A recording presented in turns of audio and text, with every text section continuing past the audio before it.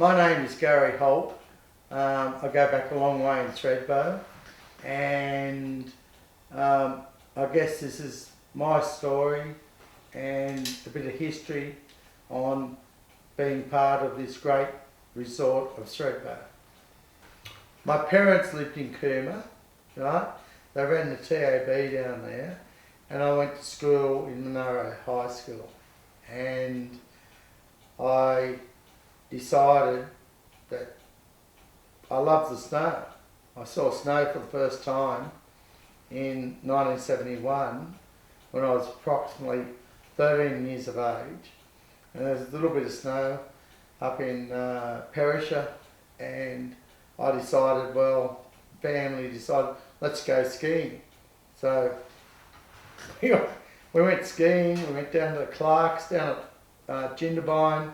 It was the only ski store in the area, and my parents, not being selfish at all, and they never had a lot of money, they had good equipment. They had good equipment back in those days, were binding actually edges on skis, you know, and buckle boots, and my equipment was screw on edges and lace up ski boots. And so we'd drive up, right? My father had a Fiat 124, he's into car racing and got eventually me into car racing, but I grew up around the car racing circuit, and so he had a great car, and he'd drive very fast along these roads. There was no police around, and we'd go up Smiggin's Hole, and we'd pull out our ski boots out of the back of the car, and you know, they'd be there and they'd be buckling their boots up, but I'm still lacing up the boots. and anyway, we cut the skis off, and off we went. And back then, to ski was like, it was ridiculous. It was something like 50 cents a day ticket. It was a totally ridiculous figure, right? So I started skiing at Smiggin's, skiing on these old skis, and I went to Cooma, as I said, went to Cooma High, and each year Cooma High would have a ski race, and there was different divisions, so we'd go up in the bus and Smiggin's and do this ski race. And so I was in, I don't know, whatever division, but I won it, and my first year of skiing. And my parents said, well, maybe we should buy him some better equipment. And so a very famous person, a very respected man, and it's been the Austrians that have always taught me to ski, right? And maybe that's why I ski like an Austrian. Okay, so Herman took me under his wing and said, who is this kid? I'm going to teach him to ski. And Herman took me under his wing and taught me to ski. And so every Friday afternoon, I should have been at school. My parents were naughty and allowed me to go out of school to go skiing, to go in what we thought was a big thing, was the LR ski school, but it was like NASCAR racing. And so that was that. And I then decided, without going through in situations, to join the Smiggin's Ski Racing Club. And because I was based out of Cooma by the Howe family, and I was Cooma, so I joined Smiggin's Ski Racing Club and had a number of Austrians coaching me. And we had a trial, and certain people said this kid isn't going to make the Smiggin's ski racing team. And there was 4 teams, and I made it to A grade. And they took me on, and then quite a famous man, Australian, put skiing on the map, who started Thredbo Ski Racing Club with Adrian Studley. Graham Buckalell was the coach over here. I was staying over at Smiggin's, at his lodge with his wife Carol in Lodge 21 in Smiggins, and he was trying to drag me out of Smiggins to come to Thredbo in my second year of skiing. And my parents just said, Gary, you have to stay loyal to Smiggins and loyal to Herman, and I did. And I don't regret that. But the next year, I came over here to Thredbo. And Graham Buckaloo was my coach. And I went to the museum today for the first time. And I saw photographs. And Graham would get us here for a summer camp, running down through slalom poles down the mountain here, you know, with stocks. It was, it was crazy. But it was good and taught me a lot. You know, because of the technique, the planning the pole, going around a gate, you know, all that sort of basic stuff that a lot of people don't think about. And he was a thinker, and he was Australian, right? And anyway, he took us all overseas ski on the first trip of Thredbo Ski Racing Club in 1983, and we went on our first trip to the United States, and it was, I'll never forget it. We arrive in LA, we all get on a bus, and there's David Price, and Price was about 3 or 4 years younger than me, and all these other kids, you know. Anyway, and we saw our first McDonald's store, and we had our first McDonald's. It's fantastic, you know. What's the Golden Arches? You know, we had no idea. So off we go, and we went to a place, and it was fantastic because skiing, to learn skiing is all about mileage. It's no different to any other sport. The more miles that you do, the better you become, right? And that's what they were saying about me. This kid needs miles. So we didn't go to some famous resort, right? We went to a resort called Mount Rose Mountain, which is in Nevada, which is just near Lake Tahoe, and there was no one there. And we stayed in the main hotel, and we, as kids, thought that was luxury. And it was luxury, because we'd get up in the morning, we'd have breakfast, we'd go training, we'd go skiing. We had the whole mountain to ourselves, you know? And then you had the slide mountain, no one was there. So the miles and miles and miles of snow and skiing that we achieved through that 4-week trip, I remember. And there was the Goodwin girls, there was Jeff Goodwin and Maureen Goodwin, and there was Don Cowderoy and Jackie Cowderoy, and there's Adrian Studley and David Studley, and there's David Price and myself, and it goes on and on and on. How many of you were there?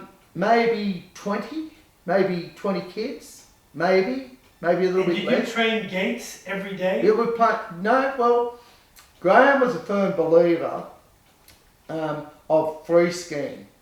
You know, you had to ski, you know, and a gate, as you know, can put you off, right? And we all see very good skiers on the mountain. As soon as you whack them into a gate, they all, you know, they lose it. So his attitude was to get the technique right? And he's a great coach, right? And so we would then train gates, to answer your question. So we'd do both, and we would do downhill for the first time, and then he would take us over to Squaw Valley. And at that time in Squaw Valley, it was owned by an Australian family.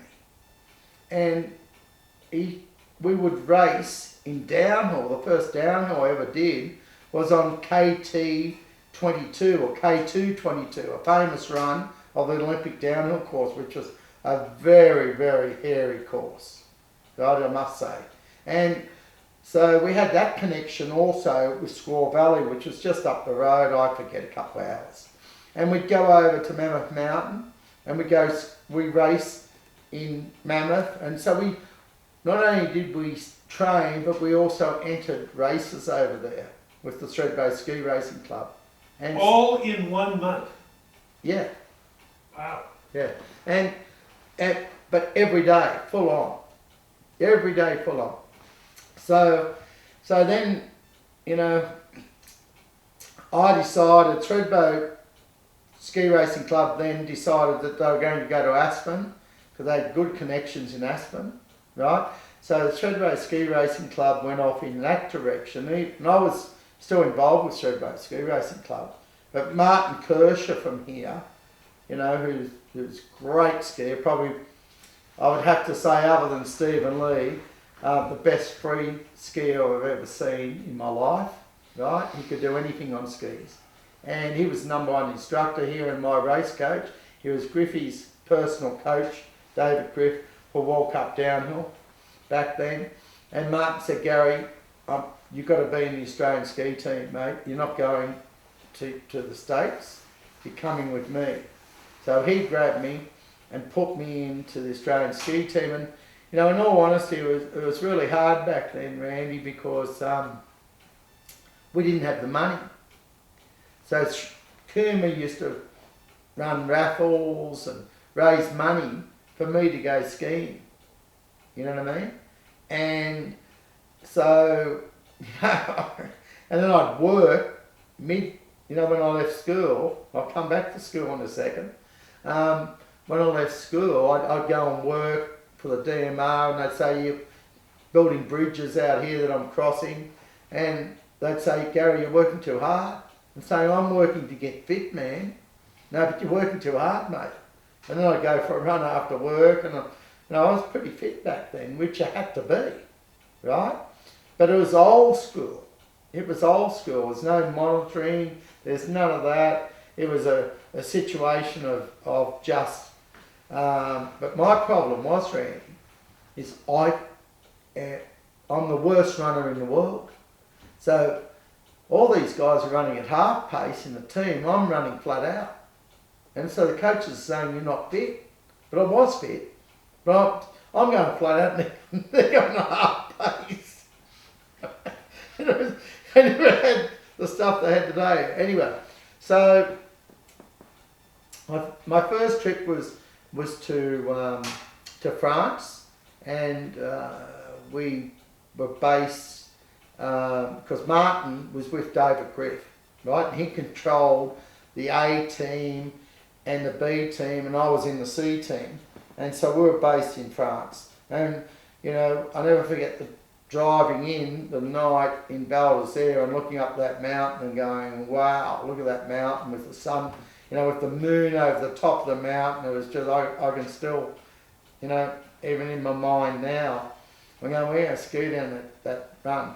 And so what they did to us is a run there called, I can't remember, you know the run, but it's full of moguls. It's on this side, it's on the opposite side of the downhill, and it's full of moguls. It's got 3 roads, right? So we had 2 coaches on each road, and we had to ski the moguls flat out, without stopping, down the road, down to the next lot of moguls, down the road, down the next lot of moguls, and thank God there was long flat and we'd just be breathing. So that's how I learnt to ski moguls.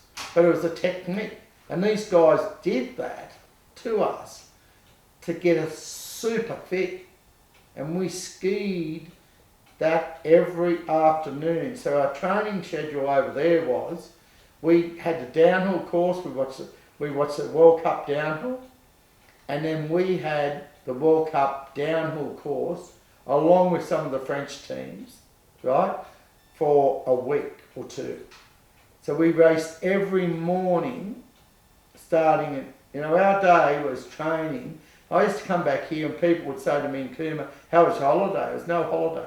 So we'd wake up at 6:30, we'd go for, you know, a run for an hour, stretches, bang, come back in half an hour, stopwatches on you, have something to eat, bang, straight out onto the run, first run, well before 8:30, and up and down that downhill course, flat out. And were you training in Thredbo and racing in Thredbo in between seasons? Yeah, well, I had 26 ski seasons in a row, right? So I'd go back to back. And then what they'd do to us is then we'd come back and we'd have some lunch, and at that time, right, that we'd have a lay down for half an hour, and then we'd go and ski this Mogul run. I forget what it's, you know the run, and famous run over there. And that was our program. And then we did more training than racing with the C team. Right? And I came back to Thredbo and, you know, doing the Thredbo Cup and international races and racing down there and here and there. And then the next year, right, which was 1976, and that's when the politics started. And so Martin said, you're in the B team, but you're reserved for the Olympics. He said, but you're too young for the Olympics, and they want to save you for the Olympics for Lake Placid. And I said, okay, no problem, right?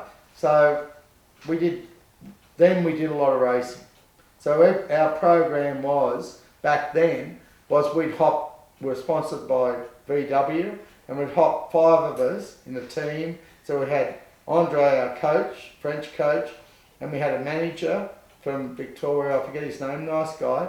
And there was John Myers and myself, only from New South Wales, and there was three guys, including Anthony Gus, and also a couple of guys from Victoria. And so our program was we would race every Saturday a downhill. On a Sunday we would pack up and we'd move to another country, and we'd arrive at that other country, wherever it was, the ski resort, on a Monday, and Tuesday we'd go skiing, and then Wednesday we would do the downhill race. And back then there was no snowmaking. So what they used to do is get the fire hydrants out and hose the hill, so we're skiing on sheet ice, right? And you could see the gravel and you're skiing over the top of it. And so that was our program. And so we would travel from one country to another, and we'd race. We were racing European Cup and so on. And then our deal was with Andre was that hey, the budget is to stay at a 4-star resort. Or hotel, if we stay at a 3-star, then you get your money back that you paid, and we didn't get our money back. And I said, well, see you later, I'm turning professional. And they said, well, you can't turn professional. And I said, well, watch me. So now we come to Thredbo, and now we come to this document here that I showed you last night that we'll get to. And so I joined Thredbo, and a very good friend of my parents was Evo, because Evo had the taxi service, but he was a good punter. So he'd go into the TAB, right? And so he knew my parents who had the tab in Cooma, right? Okay, so Evo said to me, Garry, I will teach you, because I didn't know how to do a snowplow. I didn't even know I went straight into a parallel turn, right? Forget about all that stuff, right? And so I didn't know how to do a snowplow. And he said, you're going to have to do a snowplow, mate. And it nearly killed me. The aching on the back of the legs and the knees, and the most unnatural skiing position in the world. But you have to do it, well, sort of. So Evo took me up there. There's a patch of snow on the top of Crackerback. And he also took John Myers with us. So John and myself are up there. And so what they used to do to employ people here, under the direction of Arnold Conrad, the ski school director, right, and Maury Flutie, the assistant ski school director, you had to do a clinic. So when I did the clinic, right, I had my act together, and so did John, and Evo told us what to do and what to say and what to do. And so John and myself instantly went from skiing, teaching beginners over at Merritts with Morris, straight to Crackerback, right? And John and myself next year, in 1977, were the first to get a #1 contract, first Australians, because Arnold's attitude, Arnold taught me a lot, and you know, he taught me discipline, he taught me timekeeping, he was a hard boss, you worked for him, right? but he was fair and he was good. And his attitude was, well, these guys are the skiers, because he had other Australians that were banging on the door saying, why are these Austrians? We're in Australia. Why are these Austrians got the #1 contract and we haven't? Right? And the simple fact was that John and myself came straight out of the race team and we could ski like the Austrians. Right? And so, and Arnold took me, I was the youngest. You know, at this stage I'm probably maybe 18, 19. In 77. Yeah. You're 20. 20. Right? So I was the youngest. I was a baby.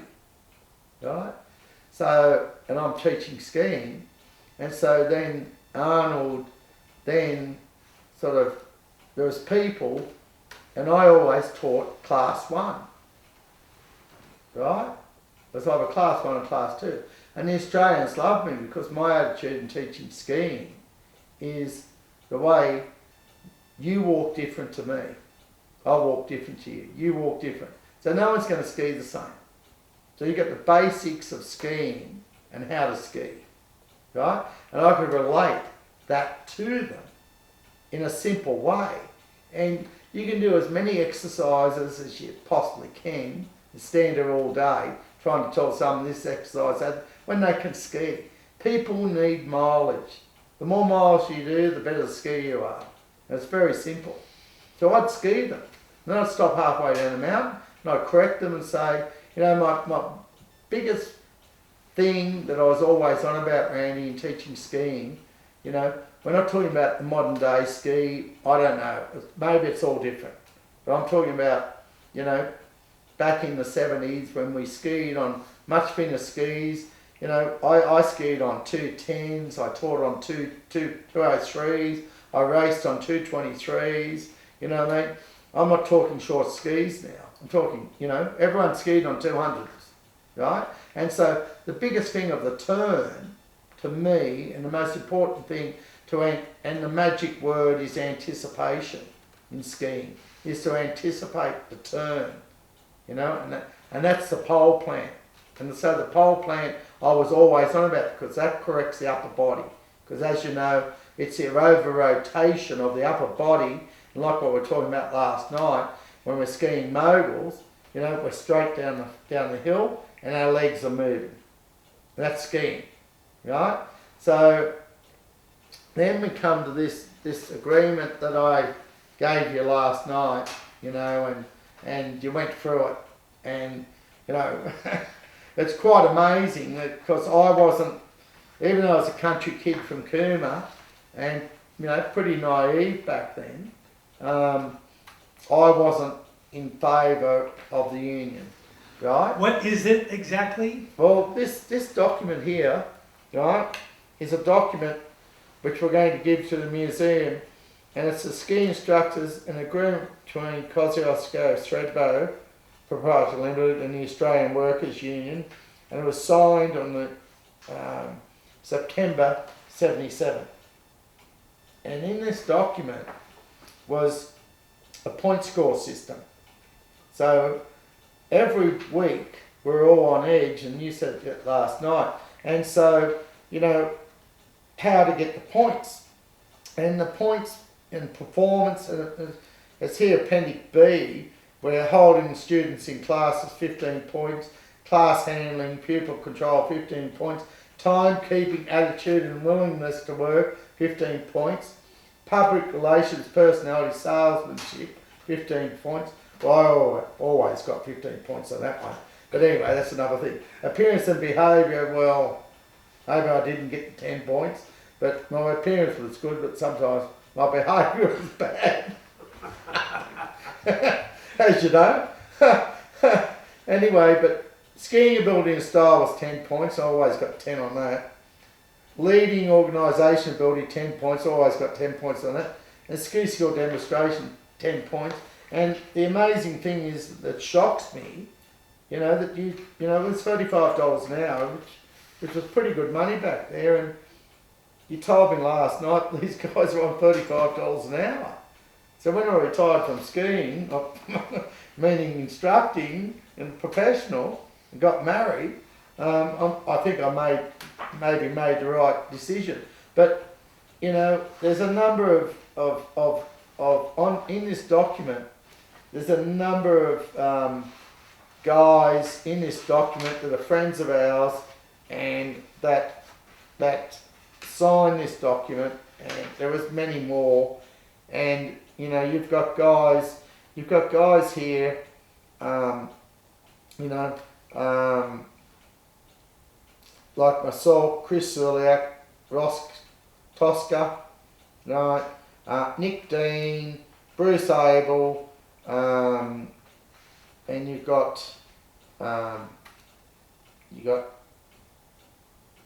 Kurt Stenard, who's a good friend of ours, and you got people like that have signed this document, plus Thredbo and plus the Austrians, and you know, this document, I guess, you know, is a pretty good document, because Arnold Conrad was very smart. So the problem was, he had the Union guys that were banging on his door, and Arnold was Austrian, pretty firm, as you know, you worked for him, but he obviously was smart. He was smart to get that point system in. He knew that's how he could overcome the document. So you had to perform.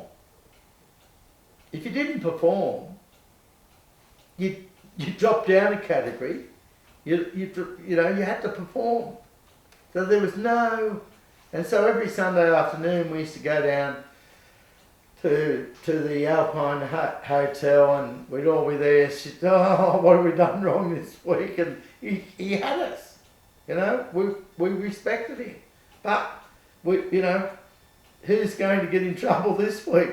You know, because at the end he'd be saying this and this and this, and then, as you know, we'd go off, you know, to the ski school party.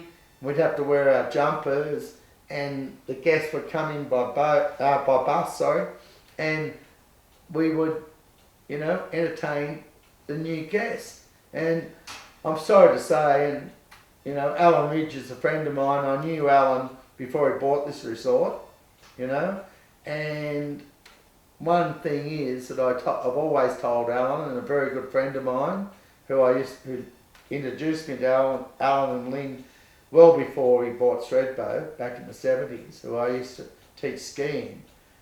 They took the staff out of Thredbo, and to me that was the worst thing he ever did. You know, Thredbo back in our day, right, was all about the staff and the relationship and the friendship, and it's much smaller. I'm not saying anything wrong about Thredbo now. I love the place, but I haven't spent a lot of time here. I've just had a double knee replacement. I'm getting back into skiing, as you know. But to me, the worst thing that ever happened to Thredbo was take the staff away, because the staff were the personality. And some of my best friends, still today, right, 40 years later, are my best. Yeah, it was a special time. Yes. Tell us about competing from Thredbo. When did you finished your racing, and so what happened next? Well, wow. So I decided to go. Someone told me about a Mogul competition in 1976 in Perisher, right? That John Myers and myself go over to Perisher at the end of the season, like in September, and which was the first time I met you. And there's this bump run. We had no idea what we were doing. Right? We didn't have a clue, and you won it, right? And so I said, okay, yeah, okay. Oh, so you got to do a jump. Oh, okay. Oh, well, I was no good in the air. I've never been any good in the air. I was hopeless in the air. And so, yeah, we got our backside kicked, Johnny and myself, right? And so then I then went to Calgary, to a small little town that created a number of instructors from here, taught at a place called Pascapoo, which is right in Calgary. And back in those days, Thredbo had an arrangement with Grouse Mountain in Vancouver. So the staff from Grouse Mountain would come to Thredbo and run the ski lifts or become a ski instructor. So we all became friends. They all said, okay, and we all flew together on the same plane to Vancouver. And so off we go to Calgary. And Joe Couliard said to me, who was the owner of the resort, very famous man, he started tele skiing and owned a number of resorts. He was a ski instructor, and he took me under his wing, and he said, we have the Canadian pace setters race for the NASCAR. And he said, you two boys are the quickest on the mountain, right? He said, so you're not going to teach skiing. I'm going to pay you to train gates all week. So he paid John myself instead of teaching people to ski, teaching ourselves how to ski, training gates. So he said, but the biggest problem is you're not Canadian qualified or certified. And he said, so don't worry about that. He said, oh, you know, he's proving a point. So he said, John and Garry, you're going to open the course and we're going to put the watch on you. And to cut a long story short, I was the quickest and John was second quickest amongst all these Canadians from all these famous resorts, you know, all over Canada as pace setters. So our pace setters, before pace setting, was 0, right, for NASCAR staff. And so then John said, Joe said, right, you're going to represent Pascapoo. And they had like a inter ski school ski race once a month. So we went to Edmonton and went here, Calgary, went to Banff, and Johnny and myself would win, and so we're Joe's golden boys, right, against these Canadians. They're going, who are these crazy Australians, you know? They're knocking off the Canadians. And so that was like a ski factory, and that would open at 7:30 in the morning, and it would close at like 11 o'clock at night. And we had a great time there, met a lot of people, and then we came back to this. Now we came back to Thredbo, and in 1977,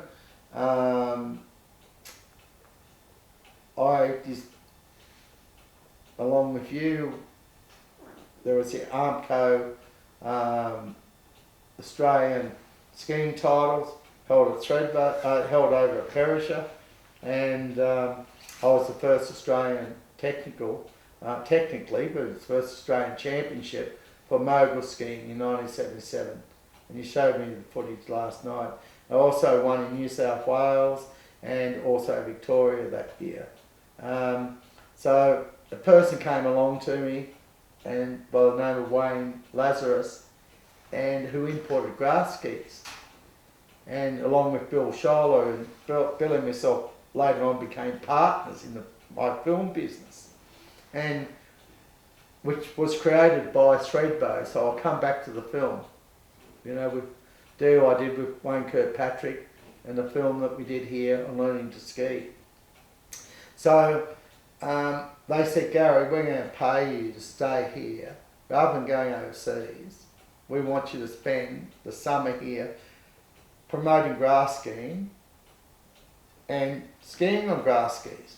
And I met them at the ski show in Camperdown, Travelodge. And I'm going, mate, you got to be joking. They said, no, we're going to pay you. I heard you grass skied down the Super Trail. Is Well, that true? That's true. So I've never got, anyway, so I arrive in Thredbo day before the Australian titles. And there's some classic photographs you showed me today over in the museum. Excuse me. And everyone's walking up the hill, and the run was at the bottom, or just part of Little Beauty. It came down and finished down here at the bottom where the new gondola is, right, on the flat. And there was a giant slalom, and Arnold Conrad was here, and Arnold set the course, right? So I walk up the hill, and I was a lazy bugger. Walk up the hill, and I put skis on. I thought, skied on, that to me, they felt like skiing. And believe me, and I wrote the manual on how to ski on grass skis, just like you did with freestyle skiing. So I wrote the manual, and I used to teach people like the Tid Marshes, right? Like Tom Peters. I started them on grass skis that later become great ski instructors here live in Jindabyne and part of the history of Thredbo. I taught them grass skiing. In Thredbo? No, in Jamboree. Right? So I used to teach, grass skiing because I wrote the manual, right? And so, and the good thing about the grass skiing was it was just a complete carved turn. So to me, it was like, it was natural to me. So I skied down, and I ran into Mad Tony Wilkinson, a good old mate of ours. I said to Wilco, I said, all these guys are walking up that hill. And I said, we're trying to learn to ski on these skis. I said, let's get on Crackenback, and let's ski on these skis down Crackenback. Well, I'm sorry, that's the craziest thing I've ever done in my life. Because I had a pair of shorts on, ski boots, and a t-shirt, right? And we get to the top of Crackerback. The problem is with grass skis, you can't stop. As you know, Randy, you competed, did well. And so the fact is that we get to the top of Crackerback and going, and we weren't on drugs or anything. I didn't do drugs, but we were, this is adrenaline coming in. And we're going, how the hell are we going to get down there? And we didn't realise back then, right? Nothing like now. All those rocks have been bulldozed because of the snowmaking, and the run's cleared more or less now, well, not quite. So we went our top station and straight down underneath that chairlift, right? And when you hit the rock, luckily we had good balance, and we put the uphill pole in to hold ourselves, and we'd slide down the rock on the grass ski, and then a grip on a bit of grass, and then we'd be off again and go, shh, we'll do another turn there, and then we're going, how are we going to stop? Because once you commit, right? And so eventually there's a few times we're able to stop, and so it took us a long time to get down there, right? Because we had traversed and But you made it in one piece. Well, didn't fall over. Oh, wow. Right? Neither one of us fell over. So we arrived now on top of Lover's Leap. So the start of the race is down here, or not the course. And all the guys are looked up. And here's Wilco and myself at the top of Lover's Leap. And we ski down Lover's Leap on grass skis. As you know, that's pretty steep. But the good thing about Lover's Leap, it never had any rocks. Okay. Right? And so we're able to ski it. And it was that run, and I went straight in, and Wilco did the same, and the guys have all said, we freaked them out, we psyched them out. I said, where have you guys just come from? I said, up there. I said, what, you walked up there? No, we got on Crackenback, and we ski down Crackenback. He said, you what? You ski down Crackenback on grass skis? I said, yes. They said, you guys are mad. I said, I know now, we are mad. I'm not doing it a second time. Right? And hopped on that course in the gate and went boom boom, and yes, the next day I think I won by 2.5, 3 seconds, which was this Australian title. So tell me the highlights of your freestyle mogul career. Well, the highlight was winning the first one, as I just explained. I had a bad season in 78. I changed equipment, but I don't want to go into that. And the skis were way too stiff. I just couldn't ski moguls because I was on them. Sorry, to me, doesn't matter what the sport is, you've got to have the right equipment, right? You know, and the highlight to answer your question was beating the world champion here, Greg Athens, in 1980, I think it was. He hadn't been beaten, Greg. He was Canadian, and he was 3 times world. Tell us about the run. What happened? Well, okay, now you've got me. So it was snowing that day, right? And so it was bucketing down. And so I always carried, from when I was racing downhill, a pair of goggles, because they never had the flash gear, like I don't know what goggles are like now, but they'd fog up. So I'd always have them tucked away here. And then just before I went into the gate, I put the new goggles on. So Greg thought I was a nice guy, but to psych him out and get him a little bit cranky, I walked across the back of his skis deliberately. Just the bus to say, well, you know, get him cranky, right? And it worked. And then I said to him, he's in the gate beside me, and this is on Little Beauty, he's got his, and I said, Greg, do you want a spare set of goggles? He's gone, have you got a spare set? I said, yeah. So I gave him my shitty goggles, he put them on, and the gate opened, I just went boom, and I beat him. And What did it feel like when you got to the bottom? Were you... Well,